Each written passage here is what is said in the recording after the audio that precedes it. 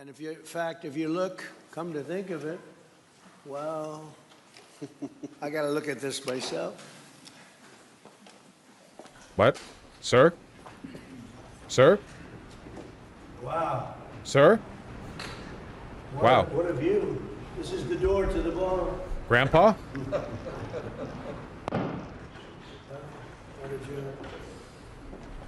Unusual time to look, but I figure we might as well do it. If the fake news would like to go back and take a look, you can, but you'll see a very big foundation that's moving. We're ahead of schedule in the ballroom and under budget.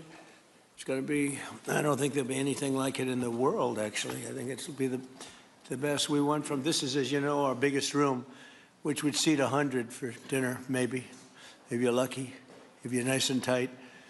And the ballroom will seat many. And it'll also take care of the inauguration with bulletproof glass, drone-proof ceilings, and everything else, unfortunately, that today you need. So we're going to... Wonderful. Very, very concerning. Have you seen the protests in Iran? Yeah, the people of Iran call for the Shah. I've seen, don't worry. One thing I think everyone has to know is that if we didn't do this, China or Russia would have done it. And if China or Russia were a next-door neighbor, because I think he's talking about annexing Greenland. Essentially, this is not around the other parts of the world so far away where you fly in an airplane for 24 hours before you get there. This is sort of a next-door neighbor, if you think about it. And I told China and I told Russia, we get along with you very well. We like you very much. We don't want you there. Not going to be there. And if we didn't do this, China would have been there and Russia would have been there. Maybe they both would have been there together, but they're not going to be there now. One thing I think everyone has to know is that if we didn't do this... China was just right on the cusp of annexing Greenland.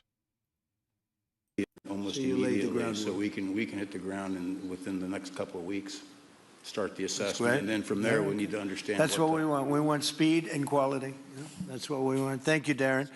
And Conoco, Ryan?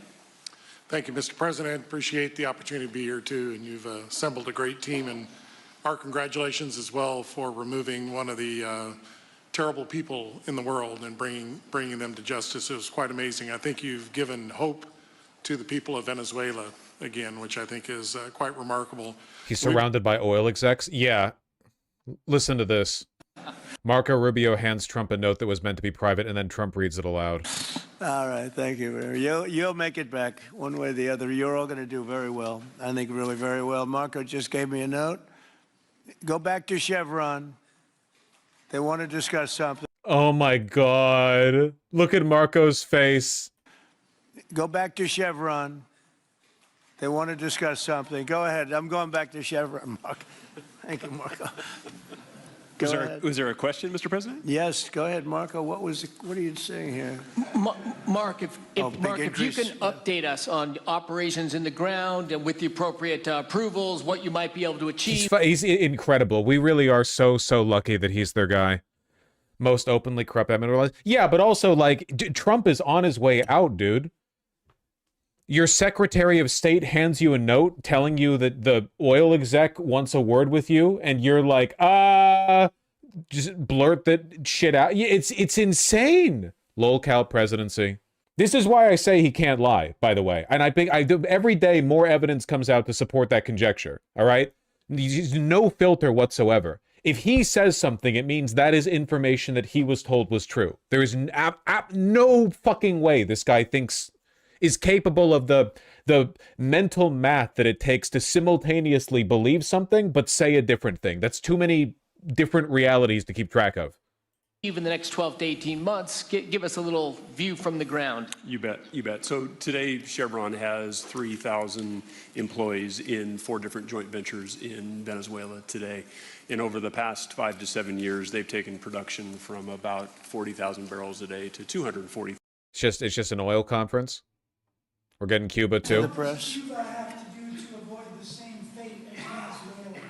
What does Cuba have to Well, Cuba's in bad shape. Cuba relied on Venezuela for oil and for money, and nobody really knows what's going to happen with Cuba. They're doing very poorly. They're really third world all the way, and we have a lot of great Cuban Americans And I would say Marco fits very solidly into that category. And I might ask you to say a few words about, we were discussing it before, Cuba is a very different, they don't have energy, they don't have oil, but they would live off of the oil from Venezuela. Read an article about how oil execs are freaking out in private because they are in position where they're in a position where they are forced to back Trump shit when it's going to tank their profits and bottom line. For about 10 years for every barrel of oil, it'll cost $330 to extract, and the current price like 60. You mean like all of them are going to be coerced into participating in oil extraction in Venezuela, even though it's extremely expensive? So they're all like, thank you, Trump. Based. Minnesota, the vice president yesterday suggested that Renee Good, who was killed by this ICE officer, was part of a broad left-wing network. What has your team told you about this broad left-wing network? Who is in charge of it? Who's part of it? What's it called? Well, I haven't seen the vice president's statement, but he's generally very accurate. I hate to say, look, I watched that yesterday, and there were a lot of different forms to it. But there was a woman screaming, shame, shame, shame, shame. She was a agitator, probably a paid agitator, but in my opinion, she was an agitator, a very high-level agitator, so professional. You have to remember that Donald Trump legitimately believes that he has like 80% support in this country. Everything that he says, that the economy is the best it's ever been, that everyone loves him, he believes all those things. And the reason for that is because he's told those things. Like everything in his worldview, like all of this lines up. They have him in an information bubble, you know?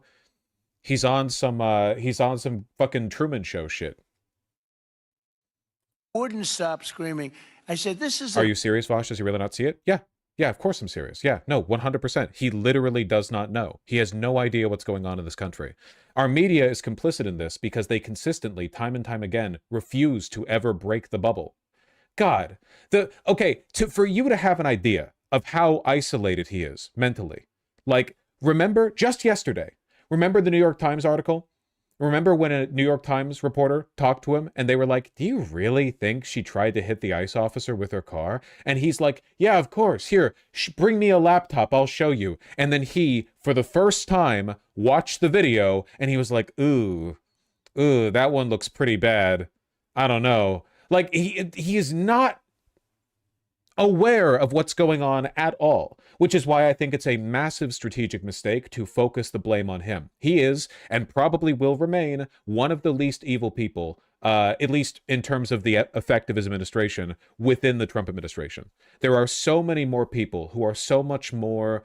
Like, he literally referred to Vance and Marco Rubio. This is how far gone he is mentally. He referred to Vance and Marco Rubio the other day as his kids. I'm not kidding. This is a snippet of an article. He referred to them both as his kids, and he encouraged J.D. Vance to show off shoes that Trump had bought him. Source? Sure, let me find it. On Wednesday, Trump, 79, sat down for over 2 hours with journalists from the paper he regularly attacks. During the interview in the Oval Office, POTUS poured over a host of familiar topics and generally struck a father figure tone to aides and advisors in the room, the New York Times reported. The paper's reporters recounted that Trump had referred to several of them, including Vance and Rubio, as kids. Both men were wearing shoes that Trump had gifted them after taking issue with their footwear. Actually kind of based. Trump does somewhat know how to dress. They were probably wearing like dress sneakers or something, and Trump was like, put some fucking Oxfords on. Wait, are those Marco's shoes? Okay, Trump doesn't know Marco's shoe size then, but okay. At one point, the paper notes, Vance and Rubio even showed off their shoes, which they said were purchased by the president. Vance lifted his leg in the air to show the president the pair that he was wearing. In the pictures, Rubio's shiny leather shoes are visible, though they did not appear to fit. Trump ordered the footwear after pausing a meeting to criticize their F, but it ends with a G? Wait, am I blanking? F, but it ends with a G? Fucking shoes. They're saying fucking. They're saying okay, right, sorry. My immediate assumption was he just said, you know, F slur. I can't say it because of YouTube. I'm sorry. But you know exactly, I'm in my head, right? Like, he sees Rubio's like dress sneakers or something. F slur, you know, but something like that. You can't say. I can't say it. I can't say the C slur either. Not that C slur, the other one, the one that's mean to women. I can't say that one. They auto demonetize your videos apparently. But you're gay. I know. You'd think sucking dick would have giving me like some kind of leeway here, but no. According to Vance, who revealed at a holiday party last month that Trump had told them he'd buy them 4 pairs each and demanded their sizes. And according to a cringe anecdote told by Vance, Trump also made a crude reference to penis size. Da-da-da-da-da. Okay, whatever. JD, what's your shoe size? My shoe size is 13. No, it's fucking not. Oh, whatever. Okay, anyway, the point that I'm trying to get at here, laboriously, is that Trump is senile. Not new information, right? Like, man, him reading out loud the Exxon note or the Chevron note, super fucking funny. But I've said this before, like, the Trump administration is made up of grandchildren who are trying to get written into the will before Trump dies. I think, so a lot of people are interpreting the past week or so, the past week of like very rapid buildup of authoritarianism, as Republicans acting as though they'll never need to win an election again. I think it's the opposite. I think Republicans are aware of the fact that they burned through all their political capital in like less than a year. It took no time at all, like seriously, just a few months for the administration to bleed out everything that they had earned, especially with young people. Young people and Latin people, the two groups that they've been shifting towards the right from 2016 to now, you know, they lost both. And it took less than a year, right? I think they're aware of the fact that there's nothing they can do to win back those majorities. And as a consequence, or not majorities, but those demographics, and as a consequence, they're now trying to rapidly escalate as quickly as they can to get shit done while they still can, before everything blows up. It's just a game now. Can they loot enough and cripple the country enough to get away with it? Exactly. Like, they basically, like, this is their bid. I'm sure there's a version of this takeover that they would have preferred, where they slowly erode at the democratic apparatuses. You know, they capture media, they capture education, and people are numb to it and they accept it, and then they just like slowly they do like a Viktor Orban, right? That's who they modeled this takeover after, Viktor Orban in Hungary, where you ride a popular mandate, kind of, and then you turn up the boiling water, the frog stays put, and then like you wake up one day and it's like, oh my God, it's literally illegal to criticize the president, right? Like, what fucking happened? But that didn't happen. They failed. And I think a lot of the reason they failed really was because of Trump. Like, I think he was the thorn in the side. He was both the guy who made it happen and also the guy who made it impossible. Because Trump is just too far gone mentally. He's not patient. He can't plan. He can't lie. Not knowingly, at least. He's too egotistical. He's not really capable of the like long-term planning and maneuvering that you would need to unwind a democracy as old as America, right? So he's kind of forced them into the position of having to take the maximalist position. You can never be subtle. You can't, the whole point of the frog that slowly boils in the water is that you turn the heat up slowly. If you turn it up really quickly, you notice the water's getting hotter, right? So now that the jig is up and they know they're not going to get a Democratic mandate again, they're rushing for the door. And in the meantime, everyone around Trump is desperately trying to placate him because they know that he's the last vestige of their political legitimacy. As soon as Trump goes, so does the coalition. So they have to be on his good side because they don't want to be the last guy ousted. Mind you, all of this could still fall apart, right? It's possible that they win, which would only really buy them time, and not much of it. Like, the best case scenario for them at this point, I still think, is like, in the long run, a lot of them are going to either live as pariahs or have to flee to Russia, you know? They're going to have to leave the country. The best case scenario for them maybe is 2028 to 2032. And even that would be extraordinary, I think. I would be shocked if they could hold things together that long, because they've not been doing very well. They have not been doing very well so far. Yeah, they're going to have to go to Argentina just like their forebears. The whole point of the frog in the boiling water is that the frog was lobotomized first. Yeah, and the frog in this case represents the American voter, so that analogy is apt. This last week kind of revealed Rubio's the guy. Rubio, Vance, and Miller are the three, like, wings. They're the three factions, or they represent the three ideological factions that are trying to, you know, sway over the White House. The three horns of the Antichrist. Exactly. Well, Vance is an idiot. No, none of them are idiots. Miller, Vance, and Rubio are all smart, though Vance is probably the least intelligent of the three. What does Vance represent if not a watered down version of Rubio and Miller? Techno-feudalism. Or you know, like Silicon Valley, the Golden Cathedral, right? Like neo-monarchism. Peter Thiel, you know, that kind of stuff, right? Very, very internet-centric, very like our superior intellect gives us dominion over the states, you know, that kind of stuff. What's the term? The something cathedral, the stuff Peter Thiel jerks off to? The idea that the only way for civilization to survive is if we return to a monarchy, but like a meritocratic monarchy, but the meritocracy in question is like, if you're Peter Thiel, you're the meritocratic one. It's just the cathedral? Okay, gotcha. Dark Enlightenment? Yeah, I mean, they're associated with each other, right? They're like related intellectual traditions, I suppose. Yeah, Rubio's closer to a neocon. Miller is an open neo-Nazi. Worth noting, though, that Rubio is not, like, really a neocon. Rubio is a fascist. Like a lot of neocons, he was just waiting for his opportunity. But he's a more neocon-aligned fascist. A neocon would never abide so many of the things that he's had to abide as a member of the Trump administration. Vance is the most dangerous? I think that of the three, Miller is the least dangerous because he's the most openly unhinged. Rubio is a lot more socially competent. Miller's political mandate could never capture the hearts of more than maybe a fifth of Americans. Like, Miller is so openly evil, so, like, he incapable of holding it in. I don't think he's fucking repulsive, right? I think that actually neuters him quite a bit, you know? There's a reason why he looks really bad and like goes viral in a bad way every time he speaks to journalists, which is why he doesn't very often. And every time he does, he gets mad really, really quickly. I think that he would be the death of the Republican Party, or he would be more so the death of the Republican Party. He would like mobilize people against him. The coalition against him would be massive. And I think to an extent that's the case with Vance too, to a lesser extent.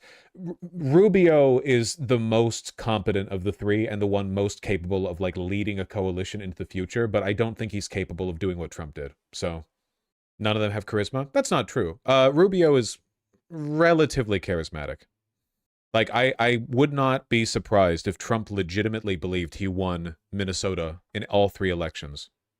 Mr. President, I have a follow-up for you. The state officials there have said that the FBI is not sharing evidence with them. Typically, they would conduct a joint investigation, as you know. Do you believe that the FBI should be sharing evidence with state officials in Minnesota? Well, normally I would, but they're crooked officials. I mean, Minneapolis and Minnesota, what a beautiful place, but it's being destroyed.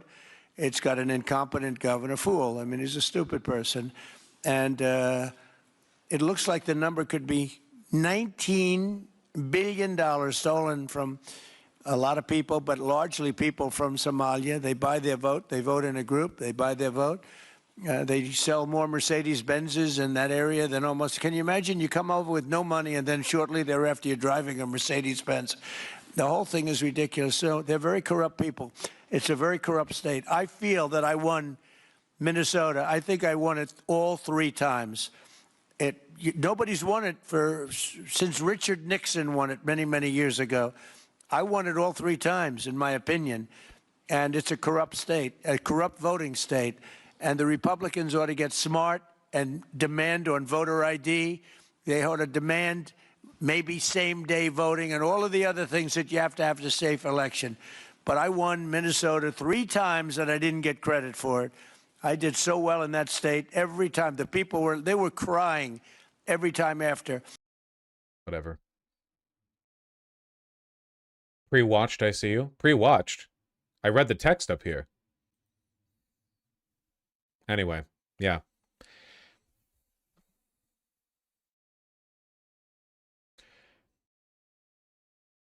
Oh. Past the point, it's not even funny. Yeah. I don't know, man. We'll see how things go. Just, I understand that this is probably not very satisfying to hear this over and over and over again, but I really do think that all of this should still be interpreted as a sign of weakness. I there are a lot of people worried that this is like the big happening, the big crackdown, the big, you know, this is them really planting their feet down. And I think that this is like the most fragile house of cards imaginable. Just unimaginably so. It's important to understand the dynamic here because you want to know how the house of cards is built when it starts crumbling down. You want to see how it's held up. But we have to act quickly. If they were actually going to crack down, there'd be no announcement. They would just do it and people would find out when doors are being broken down. Yeah, I would say that you'll know when the crackdown is happening when I don't go live one morning, but in fairness, that could just mean that I had a headache or a cough or I didn't feel like it. So, no, they would be too proud not to announce it. That's probably true, actually. That's another Trumpian characteristic, right? They probably would not be able to conduct any operation quietly. It would start with this happening. What is this? Don't you vague post at me. But the safe house wasn't safe because they had blowtorches that go through steel like it's butter. They didn't have to use them. But we have, these are great people. These are really brave people. Even coming down those ropes, you know, they're coming down ropes off the helicopter and they run them. I was thinking to myself, I wonder if I could do that. I'm going to have to give it a try sometime. But they do it like it's a stairway, like it's a beautiful stairway. How is this clownish? This is the most real thing he's ever fucking said. Have you not all thought that? Like you see somebody rappelling down a rope and you're like, I wonder if I could do that. Like, yeah, that's the most normal thing I've ever heard the guy say. He should try it. He should try it.